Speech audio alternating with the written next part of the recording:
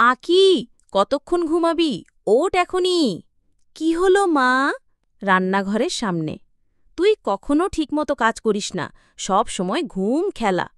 সব দোষ আমারই, দিদি কিছুই করে না।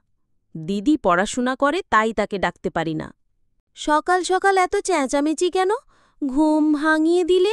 হ্যাঁ, সব দোষ তো আমারই। আখির অভিমান। কেউ আমাকে ভালোবাসে না, সব দায় শুধু আমার ঘাড়ে। আখি! ওরে বাবা! আখির বেরিয়ে যাওয়া।